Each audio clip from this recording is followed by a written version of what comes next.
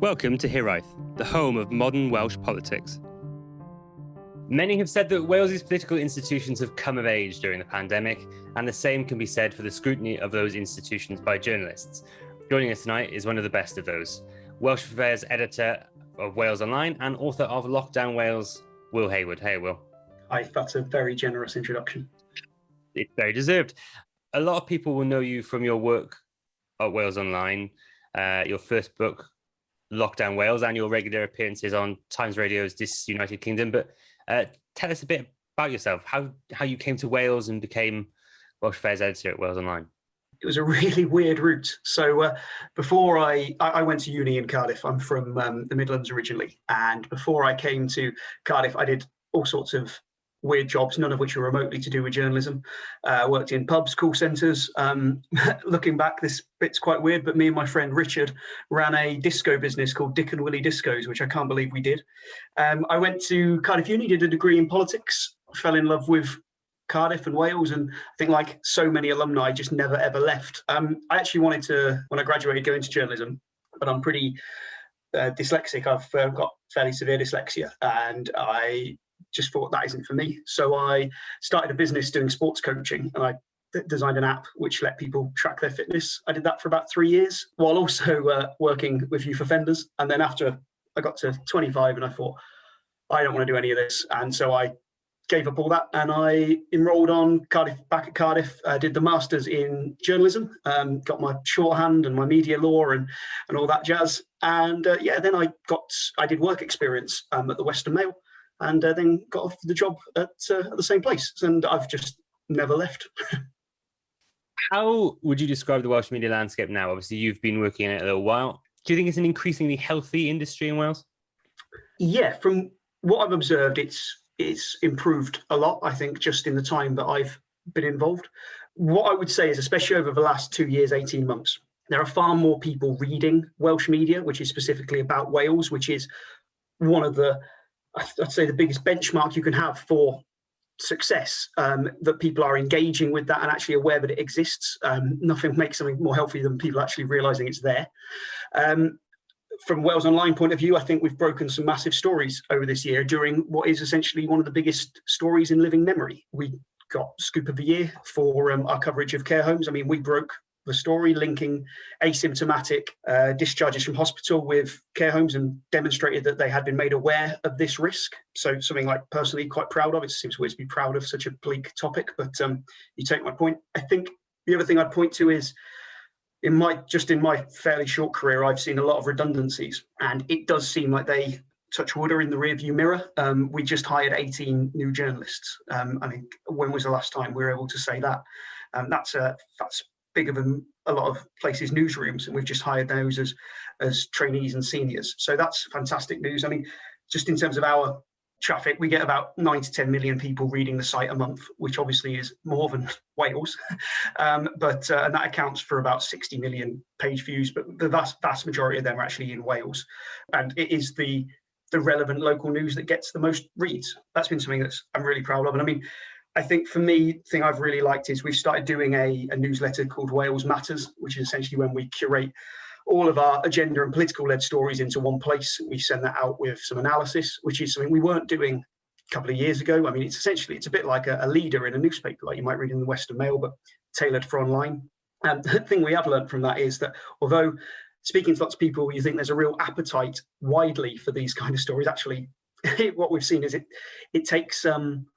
there's a bit of an art to getting people to read stuff which is incredibly relevant to their lives, but it's getting them to understand this actually is really relevant to your life, and that's really been the challenge. But overall, I think the Welsh media, from what I can see, is in a better place than it was just a couple of years ago.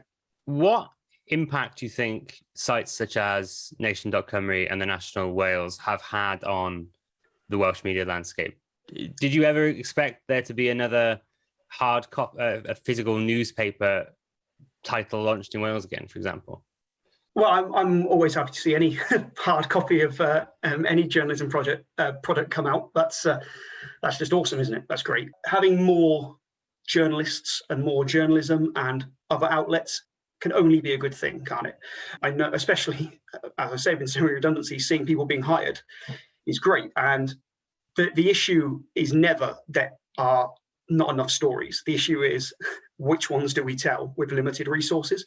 So if there's more people out there telling stories, that's a good thing. I know some people very well at the National and at Nation, and the people I know there, people like David Owens at Nation, people like Sarah Hughes at the National, are just really, really good journalists and know their business.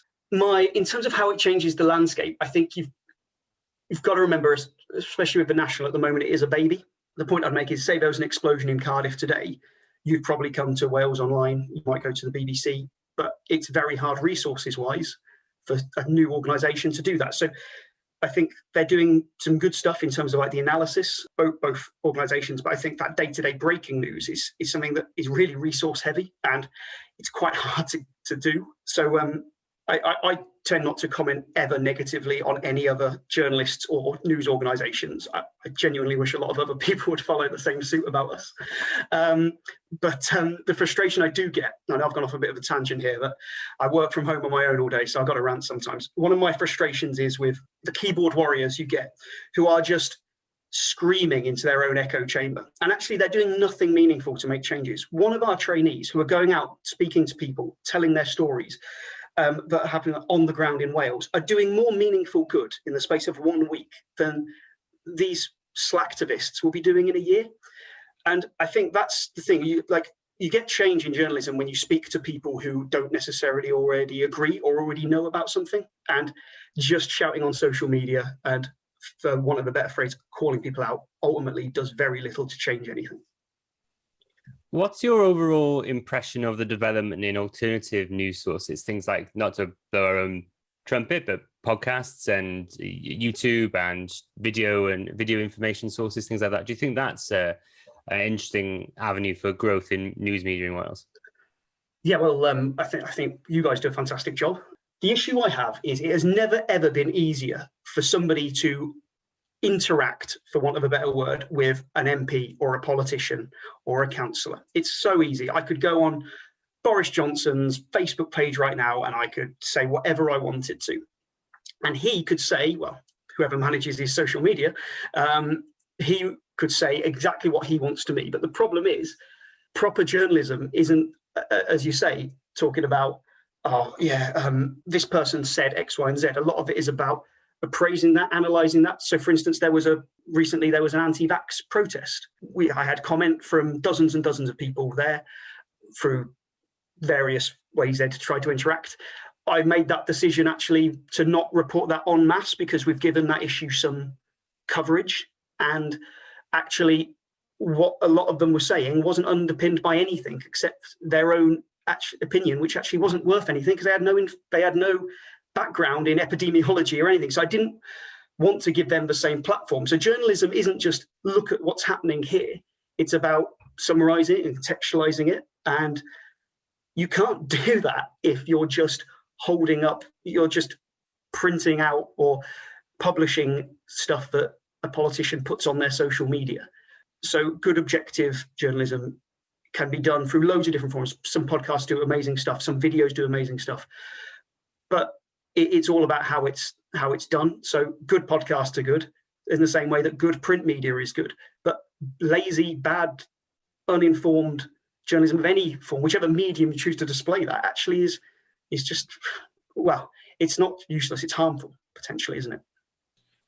Well, can I ask a question, Will, about the business of journalism in Wales? Wales isn't blessed with a national news ecosystem in the same way that both England and Scotland are, because we never really had the kind of national governments in situ that would be the kind of thing that would grow around. So when the digital revolution came, a lot of organisations, WalesOnline included, took an awful lot of flack for trying to make money out of digital by doing a lot of what was called listicles or clickbait. And that kind of tag has kind of stayed around, even though maybe that's not reflective of what WalesOnline is. So how do you feel about that? And what's the sort of health of the business of journalism in Wales?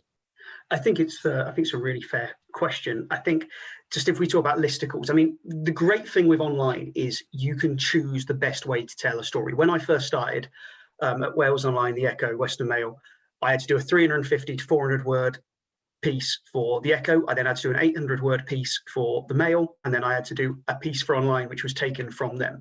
And actually, sometimes the best way to tell a story isn't in 350 words or 850 words. Sometimes the best way to tell a story is through a list. So I did a piece recently on the 29 things that a Welsh inquiry into COVID should look at.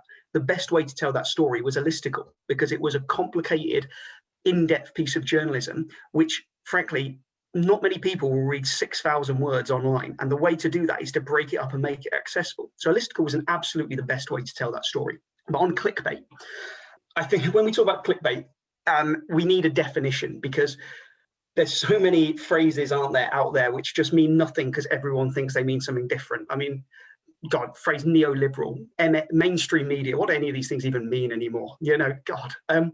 But if we're talking about clickbait, if we say clickbait can be one of two things, it's either a story which, a headline which grossly exaggerates the contents of the article, or it's a headline which is completely irrelevant to the article. It says, look at what happened in Cardiff today, and you click on it and it sells you Viagra, for instance. I like to think we've never done that. In terms of the exaggerated headlines, it really depends on what the content of the article is, because say I was to steer the headline, the shocking moment that a bus swerves across the M4 and nearly wipes out a family of four's Nissan Micra. Like, people might be like, oh, that's a clickbait headline. But if you've got a video where a bus nearly plows into a Nissan Micra with a family of four in it, that is a literal description of what is actually quite a sensational and shocking story. If that bus weaves slightly in the wind as it goes over the bridge, the Severn Bridge, and a Nissan Micra happens to be nearby, that would be clickbait. That would be a gross exaggeration of the content. But what people do seem to get furious about, enraged about, is the idea of any headline is for you to click on that article. Every single headline in the history of the world is designed to make you click on it. Like, you don't see an advert for, it's essentially the advert for the story. You don't see a Mars bar advert and just start screaming buy bait at the TV, do you? You just don't do it. Essentially, you want to be read as a journalist and a news organization. A news organization in the main wants to be read because that's how they make money. Journalists, I would suggest, mainly want to be read because they want to make a meaningful difference and they want to do journalism that matters. Stuff doesn't matter if people don't read it. If stuff isn't being read, it can be meaningful to the people it's about. It can make a difference on a small scale, but you're never going to invoke meaningful change if things aren't seen. The other thing I'd just say is, when we talk about Facebook, so Facebook is, we get quite a bit of traffic through Facebook, but the stories we put on Facebook are stories which do well on Facebook. The stories that are just going to bomb on Facebook and no one's going to read it, there's no point putting on there because nobody's going to read it. But very much, Facebook is a very small window into the journalism we do. Like, as I say, we promote things through newsletters, stuff like that. But you wouldn't buy the newspaper, skip to the horoscopes and go, is this news? Of course you wouldn't, because it's just a small part. Annoyingly, I mean, I can't believe newspapers still have horoscopes. I'd get rid of them in a second. But I think one thing I would draw attention to as well is this whole thing of high impact articles. So I get measured as a reporter on how many clicks I get, but I also get measured on how many high impact articles I get. So a high impact article, I can't remember the exact definition, but it gets over a certain amount of clicks, but it also has to have, I think it's either a minute or 90 seconds of engagement, and 90 seconds on an online article is massive. And the reason for that is, say we put up a Facebook article, an article on Facebook which says Audi is now selling like 5-litre Prosecco bottles for like 10 quid. I mean, annoyingly, that'll probably get about 500,000 views. But every person that reads that isn't going to make WalesOnline their home for Audi-based Prosecco news, are they? What we find is, with those people will come to the site, they'll read that story and then they'll leave. But if we do a story which is a high-impact article, which is relevant, informed, very engaging journalism, which matters, that might only get 30,000 views. But if all of those people stay with WalesOnline and think, actually, I'm going to make WalesOnline my regular source of news, and they come back 3 times a day, every day of the year, not only does that massively outperform that one Audi Prosecco story, it will also means that it insulates us against slow news days, for instance, because people are coming to us to actively of our own accord. And I think, I mean, the evidence does show that if somebody reads a high impact article, they're more likely to keep coming back.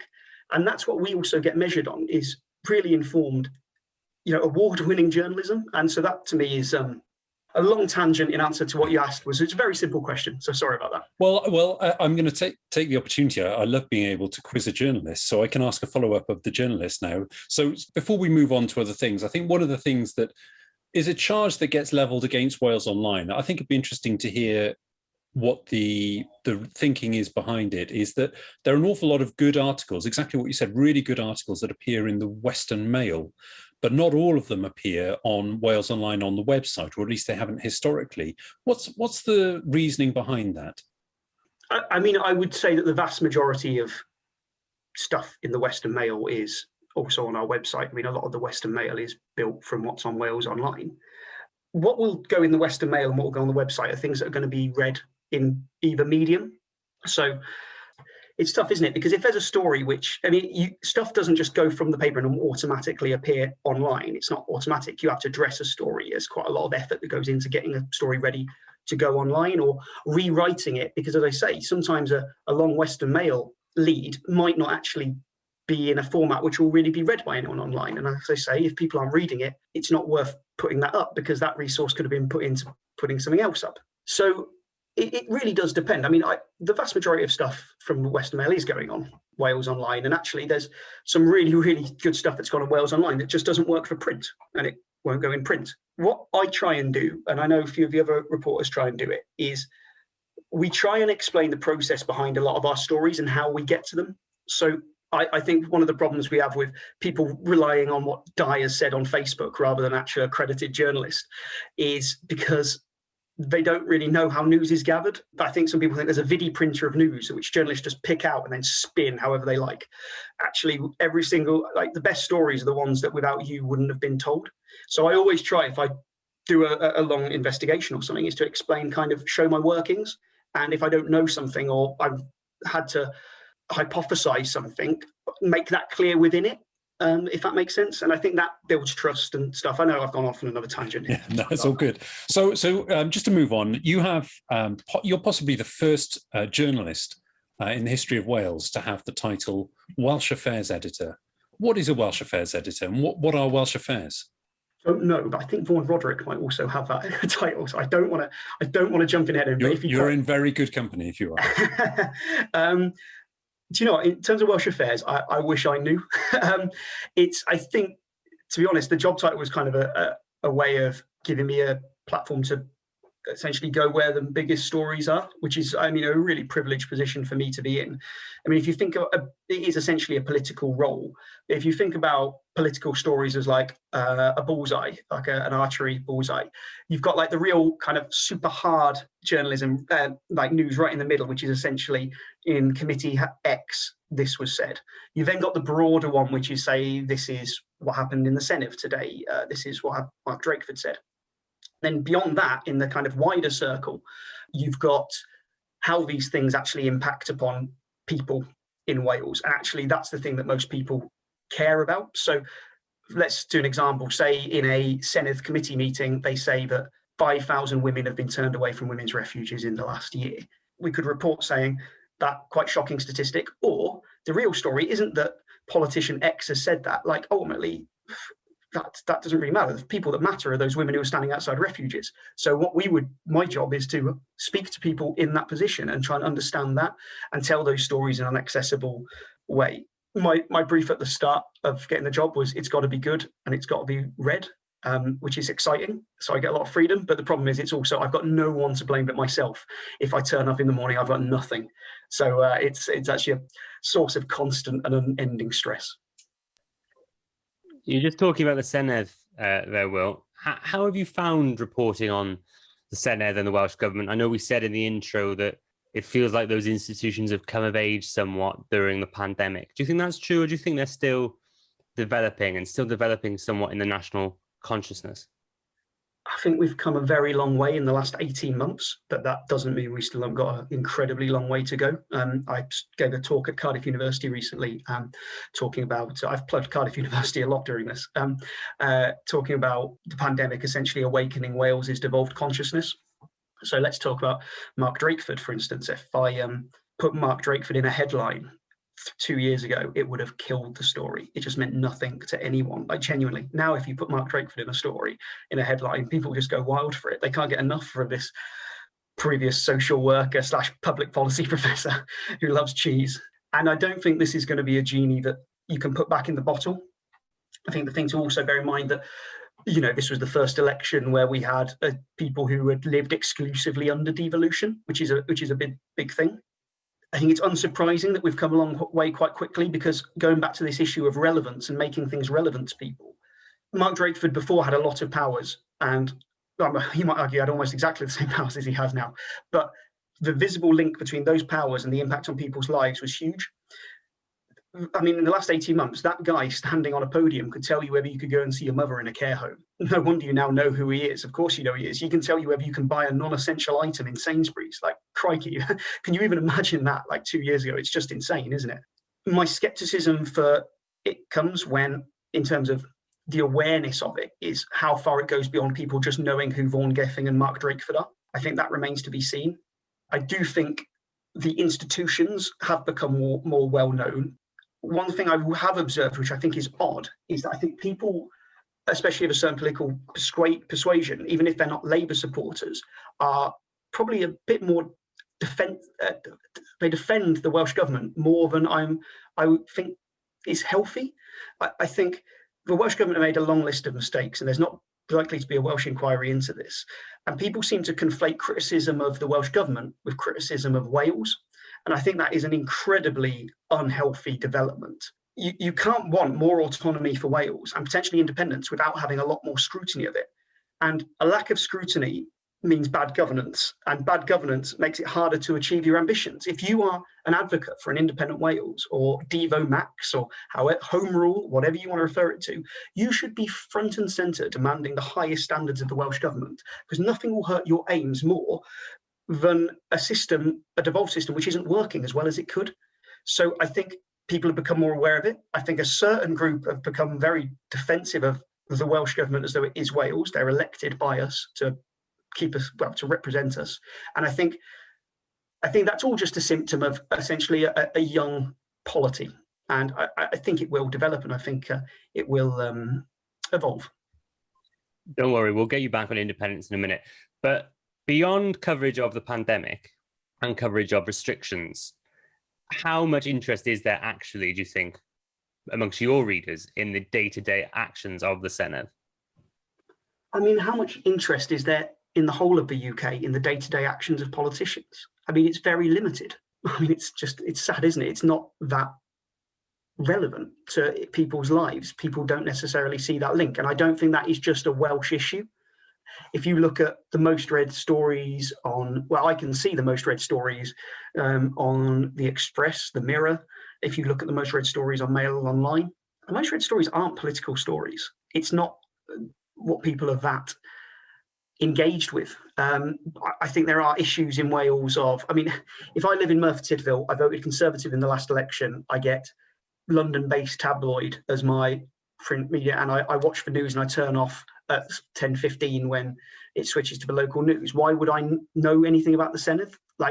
Because I'm of an age where I wasn't taught it in school, whereas now everyone coming through schools will at least know what it is and have an awareness of it, and it will be what they know. So I think there is shortcomings. I don't think it's a Wales-only problem, though I think Wales has its own individual challenges as well as the wider ones which affect a lot of the UK. Do you know what's interesting, Will? Before we get into more serious subjects, what I find very interesting about the Westminster media landscape is a lot of it seems to be quite salacious gossip about politicians, their advisors, the relationships between political actors. And our media here doesn't seem to really care about that. Do you think that shows that we're a bit more grown up here, or that the interest levels quite aren't there in relation to that kind of news? As I say, I don't necessarily comment negatively on other news organisations unless I don't deem them to be an actual news organisation, in which case I'll go nuts. I think part of the problem is, and I was political editor at WalesOnline for the first year of the pandemic as maternity cover before I took on this new role. And I was in the lobby group, in the WhatsApp group with all the other lobby correspondents. We had chats, and we went, we talked about what questions were going to be asked and that sort of stuff. To me, I mean, I can only speak from my point of view. I just don't care about the gossip stuff. It just doesn't interest me. I just find it so boring. I mean, I don't care about the gossip among people I know and like, let alone people I don't know. But I think once you're in that world, it's so easy for that to matter and seem relevant. I mean, ultimately, there are arguments that these things do matter. I mean, if Dominic Cummings, who apparently was making a great deal of decisions, dislikes the Prime Minister's partner, who also seems to be making quite a lot of decisions that affect lots and lots and lots of people, there is absolutely a public interest in reporting that. The problem is I can't bring myself to care. I think that's part of the problem as well. Like I go through every year, I go through every single Welsh MP's expenses and declaration of interest, and I publish them. And I try and find out every bit of dirt I can from within that. That would probably be a harder thing for me to do if I was on really good personal terms with every single one of them and saw them every day. So actually, from my point of view, being a bit more arm's length and that sort of stuff, I find advantageous. But then again, if something happens in the Senedd or Westminster, none of them are going to want to tell me anything, are they?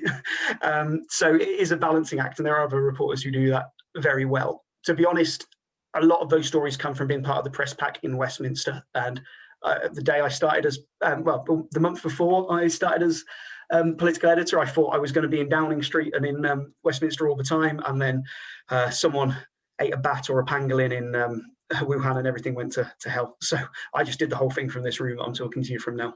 Yeah. So I don't know if we are above all that. I just think we don't engage with it as much, perhaps. On the subject of lockdown, we're back onto it again. You've obviously written your first book, Lockdown Wales, during this period. How did you come to turn that all these thoughts and all this information into that book, and what did you learn when you were writing it? It was weird. So the first couple of months of lockdown, I started as political editor pretty much the day after we went into lockdown, which was a bit surreal. There was so much interesting stuff happening. Like, we had the collapse of the Roach deal. We had smaller things which really mattered to people, like the fact the Welsh Government took 2 weeks longer to arrange priority delivery slots for supermarkets, and then had 2 conflicting reasons why that had happened. And people forget about that, but the people who didn't have any food don't forget about it. And I was part of the lobby group. I was seeing the Guardian and Mirror journalists asking every single day in that meeting, where is Dominic Cummings? And, we found out why they're asking that question. And I just thought, there's a few times when you're a journalist where you do feel like you're reporting on actual history, and you feel like, oh, this is going to really matter, like long term, like this is going to be poured over. I'm going to, this might be a primary source in A-level history in like 50 years. And I just thought, I really felt like there wasn't going to be the Welsh angle told, because there was so much Welsh specific stuff happening. And like with the setup of the testing centres, I mean, that was an absolute palaver. And I had so much good stuff on it that people just might be lost, especially if there's no Welsh inquiry, I might add. So this probably doesn't make me sound very professional. I got quite drunk one night, and I sent a BCC email to about 100 literary agents and publishers saying, I'm doing this. I think this would be a really interesting thing to do. And Seren came back to me, the Welsh publisher. Then, interestingly, when I went on the UK government press briefing about a month later, I suddenly got loads of other offers for books as well, which was a bit surreal. I ended up, that's when I put it together. So what have I learned? I've learned not to write 90,000 words in 10 weeks while doing a full-time job in a pandemic. On a micro level, the things I learned journalistically were when it comes to questioning. So I did Facebook Lives with the First Minister. I questioned him at the height of the pandemic 2 or 3 times a week in the live briefings. And I think the thing that really jumped out at me is when you're training to be a reporter, you imagine asking that kind of killer question, like that kind of gotcha. And I think there's 100% a place for that.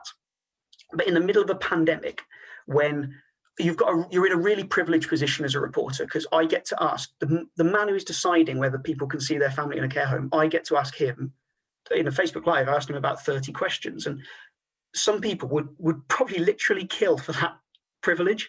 And to quote one of my editors, he said to me when I wanted to ask something about climate change, because obviously it's a massive issue, and he's like, Will, people are immensely curious about this virus that's killing them. So actually, one of the questions I asked him, it wasn't why have you done this? Why isn't there PPE? We did ask those questions, but it's also, you've imposed a local lockdown. Are people on Caerphilly, what if somebody is divorced? Can their kid go between the families and that? And when you do a question like that, you get dozens of emails from people going, oh my God, thank you so much. So actually, you realize that there is a balance to be made between that calling out and that holding to account, and also just helping people understand what is happening in their lives in real time. The other thing I would say is, the thing I've learned on like a bigger level is that the current devolution setup, whether you think it shouldn't exist at all or whether you think it's not enough, it just doesn't work, does it? And that isn't a political statement to say that. You can't look at the current setup and think that this is good. I think we've got a Prime Minister who happens to double up as the Prime Minister of the United Kingdom and the Prime Minister of England. That would be like the Governor of California also being the President of the United States. Like, it just doesn't work. And I think that's something my biggest takeaway, and I think that came across in the book, is I couldn't believe how creaking this system was with, if we're going to COVIDify it, it had lots of underlying health conditions. And New Zealand would have been dropping off our food at the end of the drive if it had been like that. So yeah, that'd be the things I take from it. And I know I've rambled off again. I'm sorry. So, Will, you obviously got the bug for writing books. So we understand that you're working on your second book. Can you tell us a little bit about what it is, how it came about, and where it's taking you? Yeah, so next book is going to be, it's not with Seren this time, it's with Biteback, and it's going to be published in hardback, which is exciting. It's about Welsh independence. So for me, as I've said as a reporter, you want to write stories that matter about big things that change or enhance the debate. And I think Brexit taught us a lot of things, but if Brexit taught us one thing, it's how toxic these things can become if they're not debates taken from the point of view of fact or in actual information.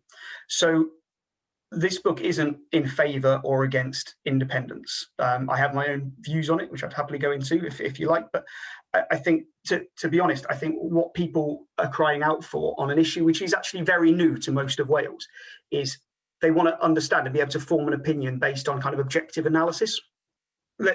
As an example, I will be going through huge areas of the Welsh independence debate and actually assessing it. So things like broad issues like what currency would we use? What would be the advantage and disadvantage of a particular currency? What happens to the Queen? Everything, every few seconds, I see someone from Yes Cymru say, Ireland are doing great, we'll be Ireland. How feasible is it that Wales is like Ireland when there is already an island? That is something that is worth discussing. But there'll be other bits in it. So I'm also going to have a chapter in like how to form your own opinion, because I really think that someone will read this book and two different people might come out with very different opinions based on what matters to them.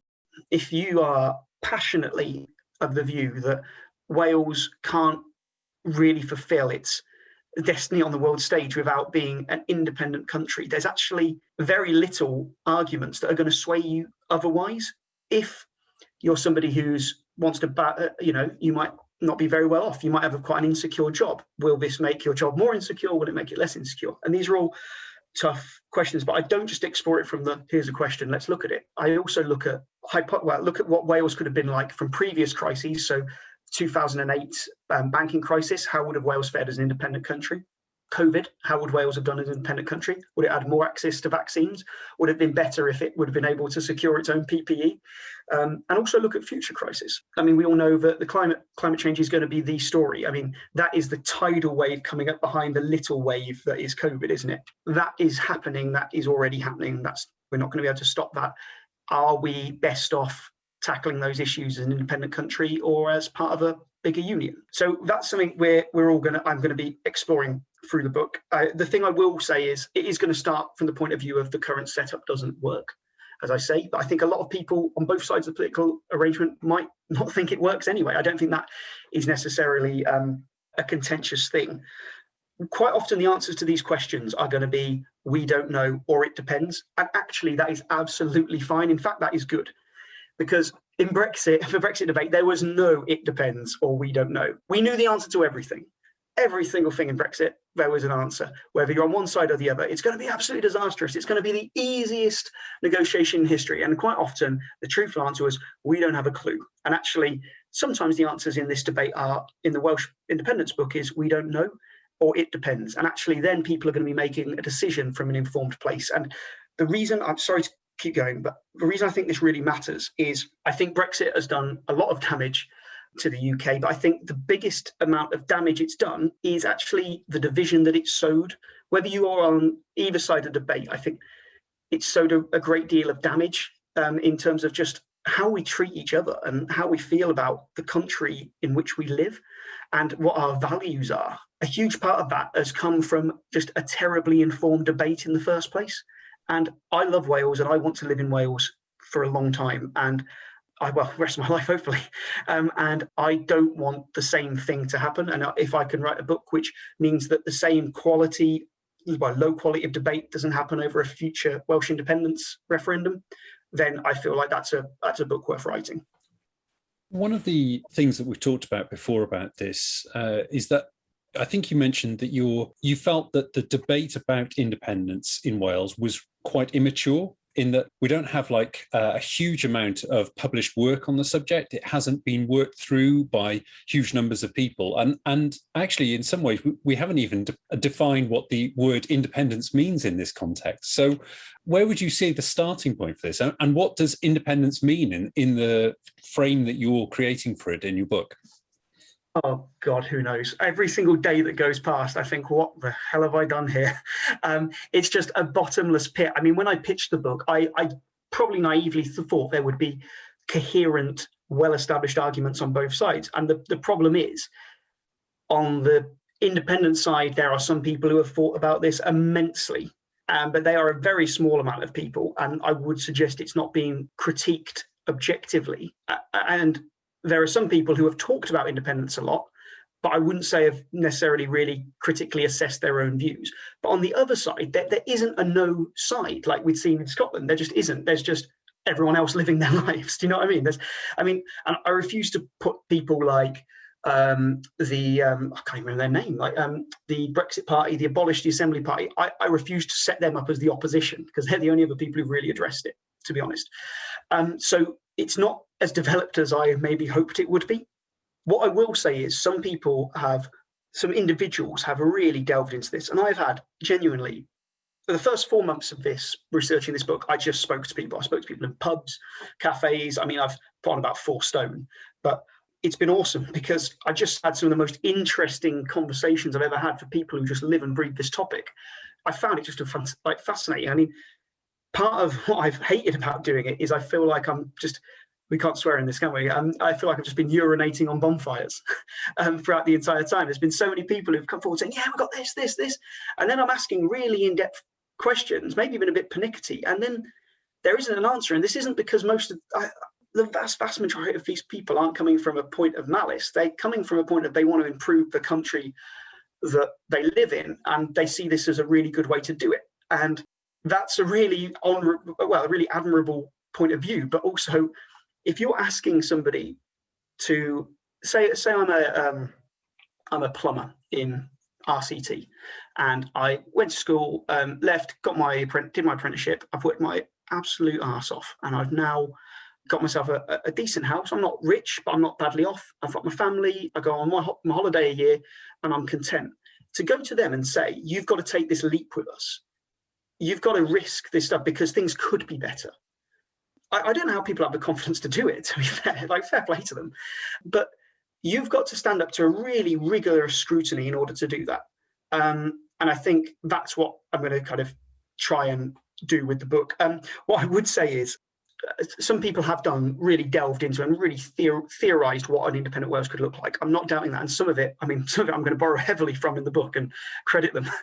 But I am very surprised about the lack of attention on North East Wales. This is the most commuted out of area of the UK. And speaking to some people from other parts of Wales, you'd almost think it wasn't part of Wales. And I think that is extreme hubris to do that. I think that is part of this nation that you are building and apparently freeing. And you haven't got an answer for a lot of the questions that are going to, you're going to have very different questions about independence if you live in Wrexham, Flintshire or Denbighshire and you commute to Merseyside for work than you are if you live in rural Carmarthenshire or Ceredigion. And you need to have an answer for that. And it can't be dismissed as, oh, well, loads of countries have borders. Well, you need to really lay out exactly why this is going to happen. And I think that's something that I wouldn't suggest has been thoroughly done. I don't think it has been. I think a lot of people have attempted it but I don't think it's got the attention it deserves when it is such an important issue, frankly. Talking about your research and the conversations you've been having, Will, you recently tweeted a photo of the books you've been reading in preparation of writing. Is there any of those books that you found particularly helpful, or any of the interviews or any of the people you've talked to that you found particularly affecting to you in the process of writing? I sat down and interviewed Hugh Edwards in a Starbucks in London, which was a bit surreal. He was actually really, really. I mean, I think most people would have him for the president of an independent Wales, although apparently the structure for an independent Wales is for an independent Wales to decide. I found him he was very engaging and somehow managed to stay impartial on an issue and be so interesting about it. I thought was quite impressive. But one of the books I actually found really, really good was actually one which was against Scottish independence, called "Should Old Acquaintance Be Forgot?" And it wasn't just because it was an awesome title. I thought how that assessment was really interesting. I think I spoke to Sean Jobbins, who started Yes Cymru, and I had one of the most interesting chats I've had with him. It was just brilliant. I love talking to people who care about stuff. I found that very engaging. I had ice cream with Alan Cairns, which is also a bit surreal, on Barry Island. In terms of the books, some of them are really broad. Like there's Imagined Communities, which is like one of the seminal texts on nationalism, which made me realise I'm just not going to be clever enough to ever write anything again, which was a bit soul destroying, to be honest.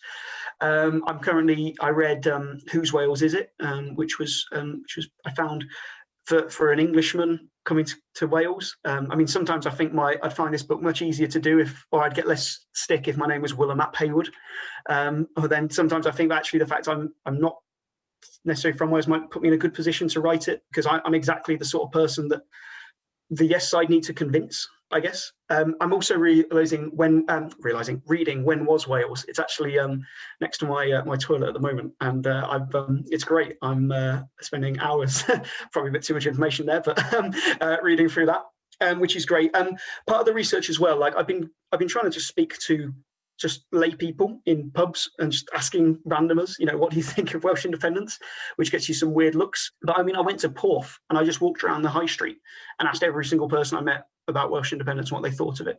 And I mean, that actually gave me far more, I think, insights into the challenges that are ahead and the issues that independence would need to solve, because it's that thing of salience, isn't it? I mean, the vast majority of people think we should reform the House of Lords, but the Lib Dems aren't sweeping to a stonking majority, are they? So it's how much an issue matters to people. And I think Plaid struggled a bit with demonstrating that link between this is how independence is going to make your life better and this is why. I think there was quite a bit of gap between what they were selling and what people wanted to buy. Yeah, it's interesting. I mean, the whole issue about sort of autonomy for Wales is really, as no doubt you are writing, is a really fascinating subject. But I think one of the things that I always kind of think about first is how much the people of Wales actually have the control to be able to decide their own future. And I don't know how much you plan to explore the kind of forces of unionism and the kind of particular brand of unionism that we're seeing exercised at the moment from Westminster, which sort of is largely seeking to override a lot of the independence movements, both in Wales and in Scotland. But considering how much further advanced the independence movement is in Scotland, and the fact that the Boris barrier is managing to hold that back at the moment by simply not granting the legal basis for a referendum on independence, even though so many Scots are represented by SNP or Green MSPs or MPs that are chomping at the bit for this. I just wonder how much do you think that Wales would ever, the people of Wales would ever really be able to decide that? Even if, for example, it returned 40 or 32, as it will be, MPs of supporting independence of whatever flavour within Plaid Cymru, the Labour Party or the Greens or whatever. How much impact do you think that might make, if at all? I mean, if you want to get a referendum out of the Conservative Party, the best thing to do is make them think they'll win it. I mean, the last few referendums they've done, what are we talking, AV, Scottish and EU, they all thought they'd win them. Twice they were right, once they were wrong. So democratic sucker punch is what you're thinking here, is the only way that an independence campaign can win. No, I mean, I think it's the whole thing of Wales not voting for a Conservative government and Scotland not voting for a Conservative government and not being allowed. I think one thing I would say is, I mean, London hasn't voted for a Conservative government for quite some time as well, if we're going to talk about representation. I mean, part of the book, what I look at is Quebec as an example. Quebec has come very, very close, especially on one occasion, to leaving Canada. And voting to leave. They have got a very, very clearly defined way in which independence happens. It has input from all the members of the country, because bear in mind, under our current model of referendums, someone in Hereford who sits on the border of Wales will have no say in the breakup of their country if there's a Welsh referendum. I'm going off a bit here. So let's talk about, as you say, how much influence will they have? I think it will be challenging while there's the current Conservative government. I think it's very much possible that under a Conservative government, there could be referendums and reform. I think at the moment, under a Boris Johnson-led Tory administration, I think it's quite unlikely. I do wonder, though, the strength of an independence movement if you didn't have a Boris Johnson-led Conservative government. I wonder how much air that would take out of the sails. Disliking the Westminster government and deciding that independence is the way to solve that you don't like, breaking up a country and having independence is the way to solve that. I think that reflects two things. I think it firstly reflects how intransigent people see the UK is to change. And I think that's quite a statement that some people will be like, well, I think independence would be an easier way to solve these immensely complicated problems than changing government. I think that says a lot in of itself, doesn't it? Obviously, everything inside the UK and outside will affect Wales. It's inevitable. We're an immensely interconnected island. And I mean, part of that maybe in itself is an argument not to have independence. But I think Scotland is going to be the big factor.